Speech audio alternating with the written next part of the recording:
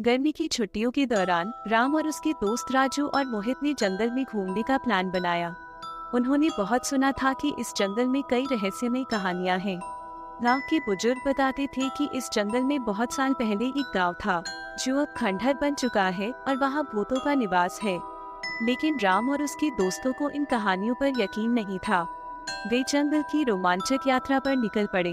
जंगल में घुसते ही उन्हें हरे भरे पेड़, रंग बिरंगी तितलियां और तरह तरह के पक्षी दिखाई दिए। वे सभी बहुत खुश थे और बातें करते हुए आगे बढ़ते रहे। राम ने कहा, चलो उस बड़े पेड़ के पास चलते हैं, वहाँ से शायद हमें कुछ और रोमांचक दिखे। तीनों दोस्त हंसते खिलखिलाते उस पेड़ की तरफ बढ़ने लगे। लेकिन जैसे ही वे पेड़ के पास पहुँचे, उन्हें अचानक अजीब सी आवाजें सुनाई देने लगी। वे थोड़ा घबरा गए लेकिन फिर भी आगे बढ़ते रहे। पेड़ के पास पहुँचते ही उन्होंने देखा कि वहाँ एक पुराना टूटा फूटा मंदिर है। अरे, ये मंदिर तो बहुत पुराना लग रहा है, मोहित ने कहा। हाँ, चलो अंदर चलते हैं, देखते हैं क्या है, राजू ने उत्साह से कहा। राम, राजू और मोहित मंदिर के अंदर दाखिल हुए। अंदर बहुत अंधेरा था और अजीब सी गंध आ रही थी।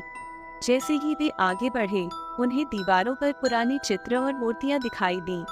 अचानक एक मूर्ति के पीछे से एक चमकता हुआ गोला निकला और मंदिर के चारों ओर घूमने लगा। तीनों दोस्त डर से कांपने लगे। यह क्या है? राम ने कांपती आवाज में पूछा। मुझे नहीं पता, लेकिन हमें यहाँ से निकलना चाहिए, मोहित ने कहा। जैसे ही वे मंदिर से बाहर निकलने के लिए मुड़े, दरवाजा अपने आप बंद हो गया।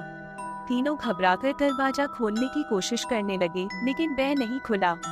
तभी उन्हें एक धीमी गूंजती हुई हंसी सुनाई दी। लगे, हमें यहाँ से निकलना होगा, राम ने जोर से कहा। राजू और मोहित ने अपनी सारी ताकत लगाकर दरवाजा खोलने की कोशिश की, लेकिन वह हिला तक नहीं।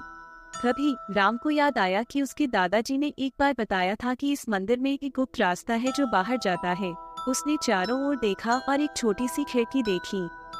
वहाँ, चलो उस खिड़की से बाहर निकलते हैं, राम ने कहा। तीनों ने खिड़की की तरफ दौड़ लगाई और बारी बारी से बाहर निकले।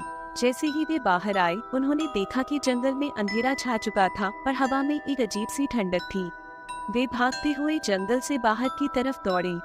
रास्ते में उन्हें फिर वही अजीब सी आवाजें सुनाई देने लगी, जैसे कोई उनका पीछा कर रहा हो। आखिरकार वे गांव के पास पहुंचे और अपनी सांसें थामते हुए रुके कि वहाँ कितना खतरनाक है। राम, राजू और मोहित ने कसम खाई कि वे फिर कभी उस जंगल की ओर नहीं जाएंगे।